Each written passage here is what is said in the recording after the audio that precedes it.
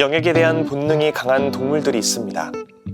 대표적인 영역 동물인 야생 늑대 여러 마리에 GPS를 부착하고 관찰했더니 지도 위의 늑대들 각자의 영역에 뚜렷하게 드러났습니다. 이런 동물은 자신의 영역을 벗어나지 않습니다. 그런 행위가 곧 공격이나 죽음으로 이어질 수도 있다는 것을 알기 때문입니다. 그에 반해 인간은 매일 사는 지역을 벗어나 출근을 하고 때론 여행을 하는 등 영역과는 상관없는 삶을 살아갑니다. 그러한 이동의 자유는 낯선 곳에서 새로운 사람들을 만나고 다양한 경험을 하는 선물이 되어서 돌아옵니다. 그래서 사람들은 다양한 목적을 가지고 매일같이 길 위에서 어딘가를 향해 걸음을 옮깁니다. 그렇게 평범한 행동인 걷기에는 영적이며 신앙적인 측면들이 담겨 있다고 하는데요. 지금부터 책을 읽으며 그 내용을 살펴보겠습니다.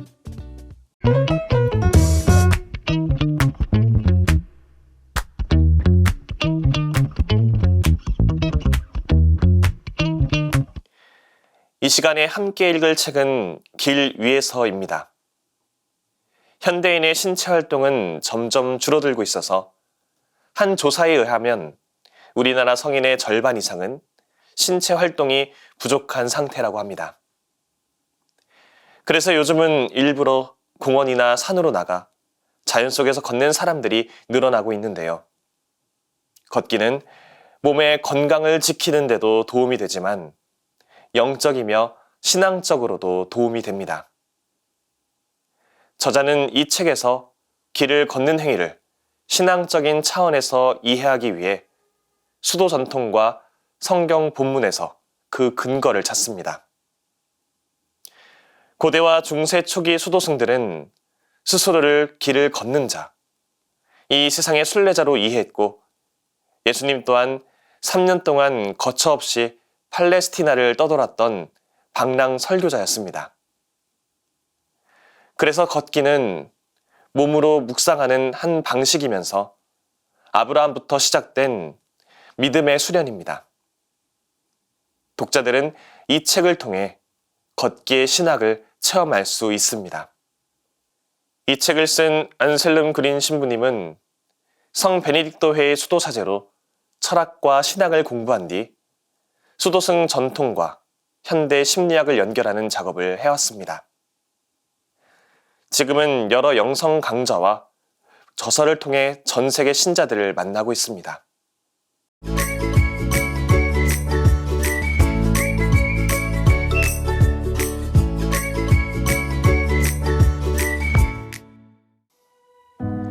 여행이 목적지에 이르기 위한 것이라면 자연 속을 거니는 것은 길 위에 머물기 위해서이다.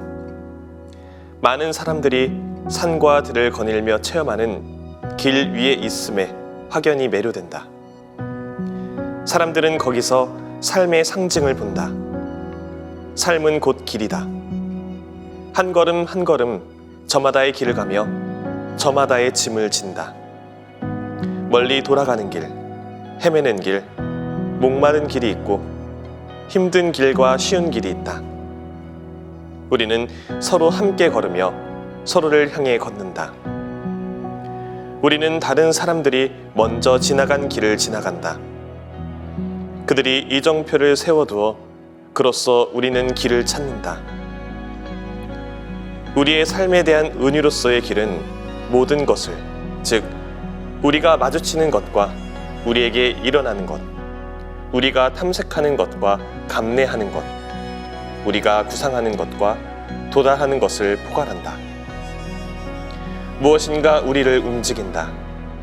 우리는 움직임에 들어가고 우리가 움직이는 데는 이유가 있어 대담하게 행동한다. 우리는 길을 걷고 이로써 변화한다. 동행자들이 우리와 함께 길을 간다. 우리는 여비도, 이정표도 필요하다. 우리가 밟고 지나간 것은 우리의 경험이 된다. 우리는 무언가를 움직이기 시작하며 발전과 변화를 원한다.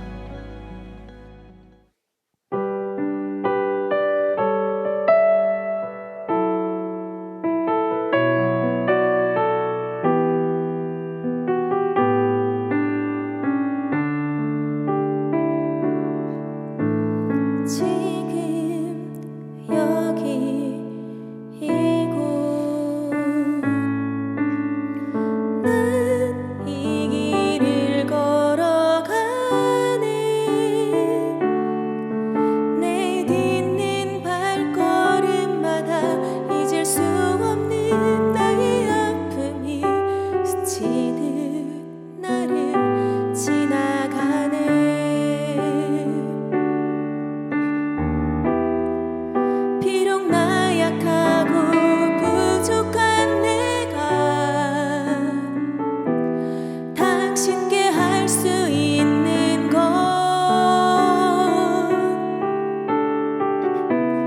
당신이 내게 보여주신 그 사랑으로 이 길을 걸어가는 것,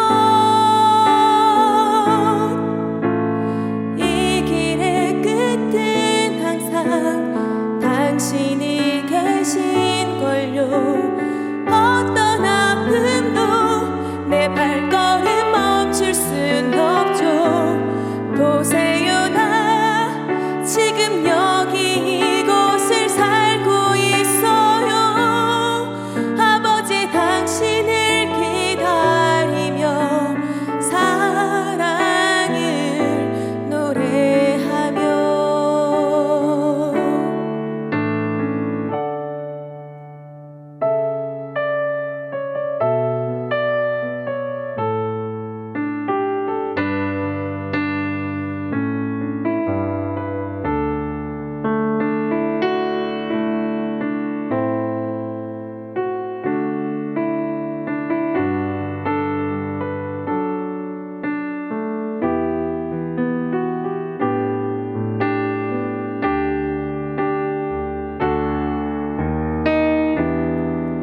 비록 나약하고 부족한 내가 당신께 할 수 있는 것, 당신이 내게 보여주신 그 사랑으로 이 길을 걸어가는 것,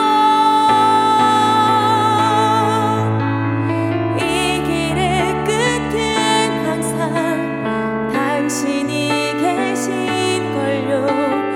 어떤 아픔도 내 발걸음 멈출 순 없죠. 보세요, 나 지금 여기 이곳을 살고 있어요. 아버지 당신을 기다리며 사랑을 노래하며, 사랑을 노래하며.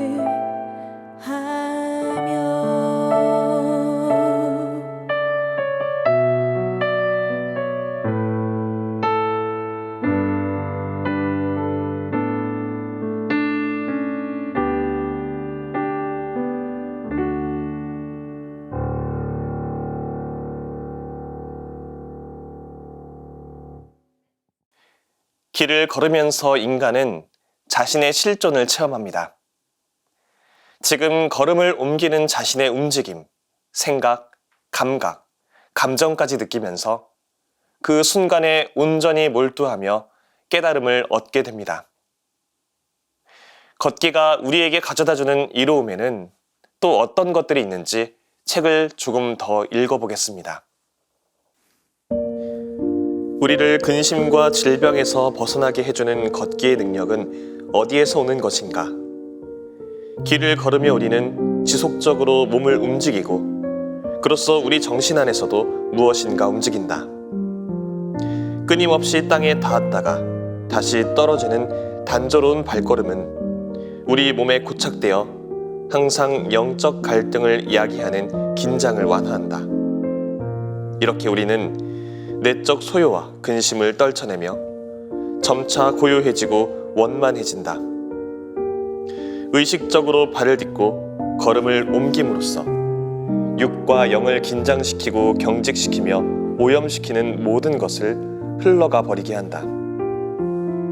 이리저리 걷고 나면 내적으로 정화되고 정리됨을 우리는 느낀다.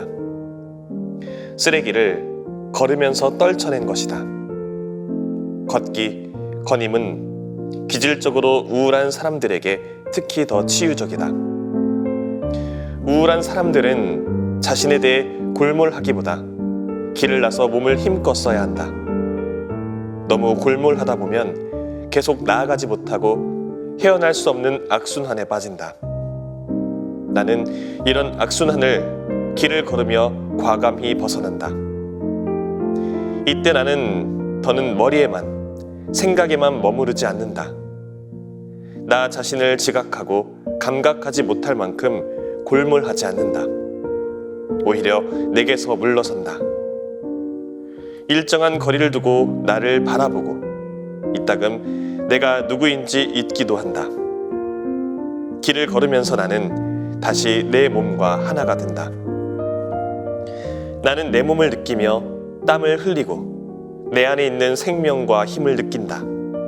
나는 내 안의 생명을 느낌으로써 나를 잡아먹으려 드는 우울증을 뿌리친다. 길을 걷는 사람들은 잡아먹히지 않으며 자신을 불안하게 만드는 생각, 먹구름처럼 엄습하는 생각의 소용돌이에서 벗어난다. 이미 오래전에 수도승들은 충고하기를 불쾌한 생각들에 시달리는데 이를 성찰해도 더는 도움이 되지 않거든 저 밖으로 나가라고 했다.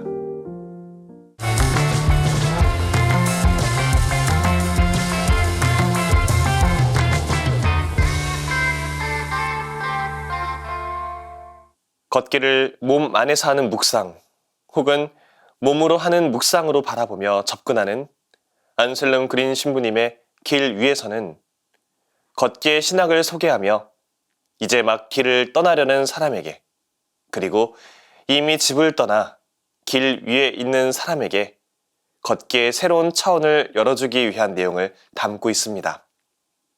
그리스도인을 위한 걷기의 신학이라는 책의 부제목에서 느껴지듯 이 책은 우리 인간이 길을 걸으면서 자신에게 주어진 실존의 사명을 수행하고 수련한다는 점을 전제로 걷기가 인간 의식의 가장 깊은 층위를 건드리고 있음을 일깨우기 위한 작가의 의지를 드러냅니다. 이 같은 책의 내용을 마주하며 저는 일상 안에서 제가 경험하는 수많은 걷기의 순간들을 떠올려 보았습니다.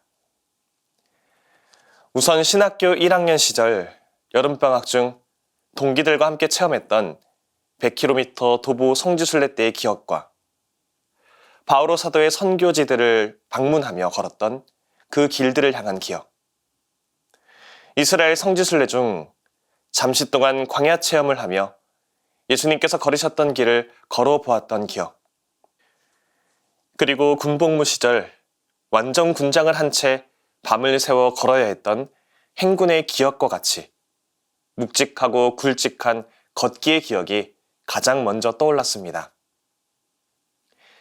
하지만 길 위에서를 모두 읽고 가장 마음 깊은 곳으로부터 샘솟은 제 걷기의 기억은 평소에 제가 걷는 길, 바로 제가 몸담고 있는 서울이라는 도시 안에서 평범하고 일상적인 발걸음을 내딛었을 때 가졌던 생각과 그 안에서 마주했던 풍경이었습니다. 제가 일상 안에서 걷는 도시의 길은 저자가 예찬하는 자연의 길과는 거리가 먼 삭막한 환경을 지니지만 그럼에도 저는 삭막한 도시의 거리를 거닐면서도 그 안에서 드는 생각과 감정이 피정의 영역으로 느껴질 만큼 소중하게 다가옵니다. 무엇보다 저는 운전을 하지 않습니다. 거의 모든 이동 때 도보와 대중교통을 활용합니다. 그래서 저는 걷거나 대중교통을 이용하면서 마주하게 되는 그 풍경들이 자연스럽고 그래서 그 풍경을 당연하게 여기지 않고 소중히 대할 수 있게 됩니다. 예를 들어 출퇴근 시간, 대중교통 안에서 마주하는 수많은 인파는 저의 이동을 불편하게 만드는 존재들이 아닌 시대를 치열하게 겪으며 각자의 인생에 짊어진 무게를 꿋꿋이 짊어지고 살아가는 그런 모습의 영웅들처럼 보입니다. 간혹 그 안에서 묵주알을 굴리고 계시거나 성경책을 읽고 계신 교우를 마주하게 되면 이미 그분이 품고 있던 영웅적인 면모는 배가 됩니다. 또 길에서 들려오는 도시의 소음은 단순히 제 귀에 거슬리는 시끄러운 소리이기보다는 다양하게 얽히고 설킨 삶들이 함께 부대끼며 드러내는 고귀한 의미처럼 다가옵니다. 더불어 은행나무에서 떨어진 은행 열매로부터 나는 악취, 사람들을 놀라게 만드는 도심의 비둘기, 꼬질꼬질한 모습의 길고양이들, 앙상한 겨울의 가로수, 흐르지 못한 채 아스팔트 길 위에 고인 빗물 등은 도시의 삭막함을 대변해 줌과 동시에 그럼에도 살아남아서 스스로의 존재감을 뽐내는 생명의 강인함을 드러내줍니다. 본당이 위치한 동네 길을 걷다가 본당 교우분이나 주일학교 친구들을 마주하는 순간은 신부로 살아가는 삶이 성당이라는 공간 밖에서도 충분히 설렐 수 있음을 직접적으로 일깨워줍니다. 길 위에서에서 안셀름 그린 신부님은 다음과 같이 말합니다. 우리의 삶은 하나의 전례이다. 전례라는 것은 길을 걷는 것을 의미하며 개성화 과정의 중심에는 전례를 행하는 자와 전례가 길을 걷는 자와 같이 하나가 되는 체험, 같아지는 체험이 있으며 또는 역설적으로 표현하자면 길을 걷는 자가 곧 길이 되는 체험이 있다. 우리가 걷는 길을 또 우리가 길을 걷는 시간을 주님의 마음과 시선으로 대할 수 있다면 우리는 평범하기 그지없을 그 시간을, 길 그 자체를 우리의 삶과 동일하게 여길 수 있게 될 것입니다. 그렇게 일상 안에서 우리가 내딛는 발걸음 하나하나를 섬세하게 의식하고 그렇게 내딛는 발걸음에 따라 밀려오는 풍경을 소중하게 받아들일 수 있으면 좋겠습니다. 성경 속 관용 구절 가운데 걷다, 가다, 거닐다와 연관된 것들을 살펴보면 우리는 특정 견해를, 아마도 본격적인 신학을 발견할 것이다. 여기에는 우선 걷기의 태도에 대한 구절들이 있다. 우리는 주님의 지시를 따라 그분의 길을 걸어야 한다. 죄를 따라 어둠 속을 걷는 대신 빛 속에서 걸어가야 한다. 우리는 겸손하게 하느님 앞에서 걸어야 하며 바오로가 말하듯이 새로운 생명 안에서 사랑을 따라 믿음으로 살아가며 영을 따라 거닐어야 하고 요한 서간이 표현하듯이 진리 안에서 거닐어야 한다. 이때 걷다는 삶을 살다를 의미하지만 살다라는 말로 단순 대치되는 것은 아니다. 상은 말로부터 분리되지 않으며 현실은 상 없이 파악되지 않는다. 함께와 앞에라는 수식어는 서로 다른 방향을 가리킨다. 에녹은 하느님과 함께 살아간다. 하느님이 아브라함에게서 나타나 말씀하신다. 나는 전능한 하느님이다. 너는 내 앞에서 살아가며 흠없는 이가 되어라. 하느님과 함께 산다는 것, 하느님의 계명에 따라 산다는 것이 여기서는 하느님 앞에서 간다는 상으로 표현되고 있다. 아브라함은 온갖 방랑 중에도 주님께서 자신의 곁에 계심을 알고 있다. 야훼 앞에서 걷는다는 것은 현존하시는 그분을 의식하며 걷는 것, 무엇을 행하든 그분께서 가까이 계심에 주의하는 것을 의미한다. 마음을 다해 하느님 앞에서 걷는다는 것은 모든 길이 하느님을 향해 있다는 것, 하느님의 뜻에 따라 살아가는 것을 가리킨다. 반대로 하느님도 우리 인간과 함께 가겠다고 약속하신다. 성경 속 수많은 인물들은 부르심을 받고 길 위로 나섰고 길 위에서 자신만의 하느님 체험을 했습니다. 예수님의 부활을 몰랐던 제자들은 엠마오로 향하던 절망의 길에서 더 뜨겁게 예수님을 체험했습니다. 우리도 각자의 부르심을 받고 길 위로 나서게 됩니다. 삶이 펼쳐지는 그 길 위에서 주저하지 않고 묵묵히 자신의 걸음을 내딛는다면 언젠가 그 길 위에서 주님을 만날 수 있을 겁니다. 그리고 그 뜨거운 만남은 우리에게 남은 길을 걸어갈 힘과 지혜를 줄 것입니다. 다음 시간에는 새로운 책으로 돌아오겠습니다. 평범한 일상 속에서 지혜를 발견하는 시간, 책. 지금까지 함께 해주신 여러분, 감사합니다.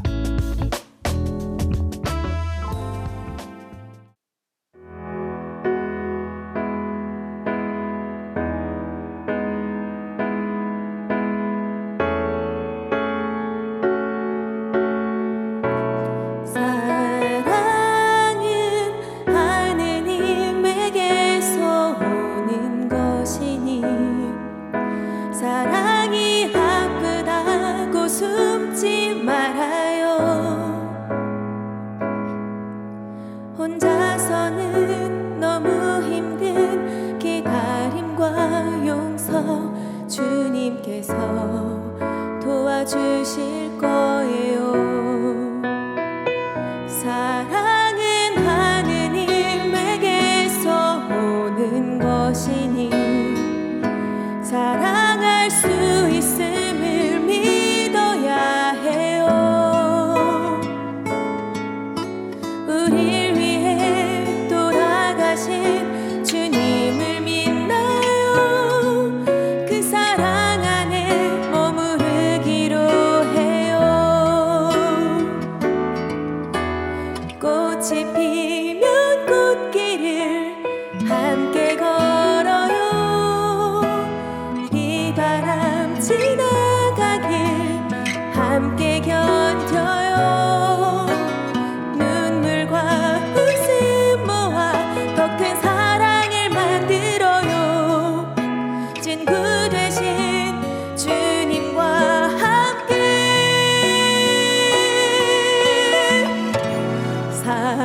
사랑은 하느님에게서 오는 것이니 창문을 열어 빛을 보아요. 희망으로 기쁨을 빚어 가슴에 품고 서로 기대어 살기로 해요.